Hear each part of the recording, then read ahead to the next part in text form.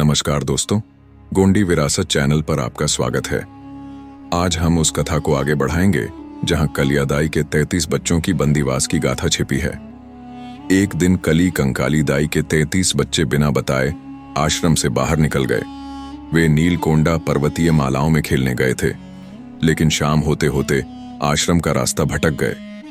वे 5 दिनों तक कोयली कछाड़ पर्वतीय क्षेत्र में भटकते रहे। नदी नालों के किनारे कंदमूल खाकर गुजारा करते रहे।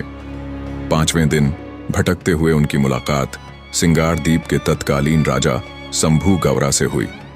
बच्चों की दयनीय हालत देखकर शंभू ने उन्हें अपने पास बुलाया और उनका नाम पता पूछा। बच्चों ने अपना परिचय और भटकने की बात बताई। शंभू गौरा ने दया करके उन्हें अपने निवास पर ले जाकर खाना खिलाया।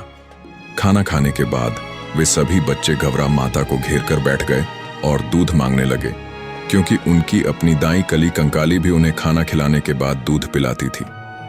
गौरा माता ने भी उन्हें दूध पिलाना शुरू किया, लेकिन उनकी दूध पीने की इच्छा शांत नहीं हुई। गौरा माता के मना करने पर भी वे उनसे लिपट गए और दूध मांगते रहे। गौरा माता परेशान हो गईं और बच्चे उनसे लड़ने झगड़ने लगे। शंभू क्रोधित हो उठे। उन्होंने उन बच्चों को रस्सी से बांधकर कोयली कछाड़ लोडगढ़ पर्वतीय मालाओं में स्थित एक गुफा में 12 वर्षों के बंदीवास का दंड सुनाया और उन्हें गुफा में बंद कर दिया। गुफा की रक्षा के लिए एक हिंसक गरुड़ को तैनात किया गया और उसे यह हिदायत दी गई कि जब तक कोई सद्गुणी महापुरुष उन्हें रिहा करने नहीं आता, तब तक उन्हें किसी भी कीमत पर मुक्त न किया जाए। सिंगारदीप का स्वामी शंभू शेख सभी जीव जगत का राजा था और उसके आदेश का पालन करना गरुड़ का परम कर्तव्य था। कोया वंशीय गोंड समुदाय में इस घटना से जुड़ी एक और किंवदंती भी प्रचलित है। इसके अनुसार जब बच्चे गौरा माता को दूध पिलाने के लिए परेशान करने लगे, तो गौरा ने शंभू से बच्चों को उससे दूर करने के लिए कहा। शंभू ने उन्हें पकड़ने की कोशिश की, लेकिन वे सफल नहीं हो पाए। तभी शंभू के दिमाग में एक विचार आया। वह जीव जगत के स्वामी तो थे ही, उनके पास उस वक्त एक घोरपड़, एक प्रकार की छिपकली थी। शंभू ने उस घोरपड़ को बच्चों के पैरों के पास छोड़ा और जोर से चिल्ला उठे, घोरपड़, घोरपड़, पकड़ो पकड़ो। सभी बच्चों का ध्यान घोरपड़ की ओर केंद्रित हुआ। शंभू के आदेश पर वह घोरपड़ वहां से निकलकर बाहर भागा। सभी बच्चे उसे पकड़ने के लिए उसके पीछे दौड़ पड़े। वह घोरपड़ कोयली कछाड़ पर्वत की गुफा में प्रवेश कर गया और उसके पीछे सभी बच्चे भी उसमें प्रवेश कर गए। शंभू शेख भी उनके पीछे पीछे दौड़ते हुए गए और उस गुफा के प्रवेश द्वार को एक बहुत बड़े पत्थर से ढक दिया। इस तरह बहुत ही योजनाबद्ध तरीके से शंभू ने उन बच्चों की परेशानी से गौरा माता को मुक्त किया। रायतार जंगों की शंभू से भेंट कली कंकाली के कालाल और भूताल बच्चे जब आश्रम में नहीं लौटे, तो जंगो रायतार के आश्रम में हड़कंप मच गया। उन बच्चों के पद चिन्हों की खोज करते हुए जंगो रायतार नीलकोंडा पर्वतीय मालाओं से कोयली कछाड़गढ़ पर्वतीय श्रृंखलाओं की ओर निकल पड़ी।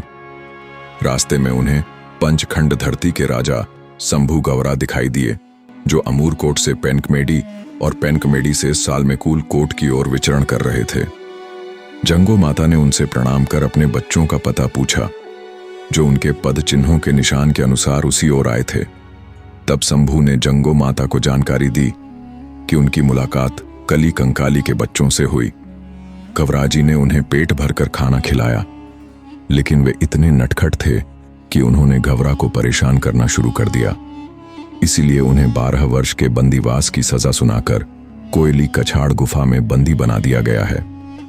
उन्हें उचित शिक्षा प्रदान करने के लिए एक अच्छे ज्ञानी और सद्गुणी मुठवा की आवश्यकता है। उन बच्चों की सुरक्षा के लिए एक हिंसक गरुड़ की नियुक्ति की जा चुकी है, जिसे सद्गुणी और सदाचारी पुरुष ही अपने वश में कर बच्चों को मुक्त कर सकता है। यदि कंकाली के बच्चों को जल्दी मुक्त करना है, तो सद्गुणी पुरुष की तलाश करना अनिवार्य है। साधारण मनुष्य को गरुड़ अपना भक्ष्य बना सकता है। शंभू शेख से बच्चों की मुक्ति के संबंध में जानकारी लेकर जंगो माता अपने आश्रम में भूताल बच्चों को लेकर आईं, लेकिन उनके साथ कालाल बच्चों को नहीं देखकर कली कंकाली ने उनके बारे में पूछा। जब उसे पता चला कि कालाल बच्चों को शंभू ने कोयली कछाड़ गुफा में 12 वर्षों की सजा सुनाकर बंद कर दिया है, तो वह क्रोध से लालबुंद हो गई और उसी वक्त उन्हें मुक्त करने के लिए वहां से निकल पड़ी। रास्ते में उसे एक शेर दिखाई दिया। उस वक्त कली कंकाली ने विकराल रूप धारण कर लिया था। उसके जिस्म में इतनी शक्ति संचारित हो गई थी कि उसने अपनी शक्ति के बल पर शेर को अपने कब्जे में कर लिया और उस पर सवार होकर वह शंभू की खोज में आगे बढ़ी। कोयली कछाड़गढ़ पर्वतीय मालाओं में उसे शंभू घवरा भ्रमण करते हुए दिखाई दिए। उन्हें देखकर कली कंकाली और भी सशक्त हो गईं। उसने शेर को शंभू पर हमला करने का इशारा किया। कली कंकाली का आदेश पाकर शेर ने शंभू पर छलांग लगा दी और उसे अपने पंजों के नीचे दबोच लिया। उस वक्त शंभू को कुछ भी सूझाई नहीं दिया। उसने अपने कंठ से एक विशेष प्रकार की सांकेतिक आवाज निकाली, जिसे सुनकर जंगली कुत्ते आवाज की दिशा में दौड़े चले आए।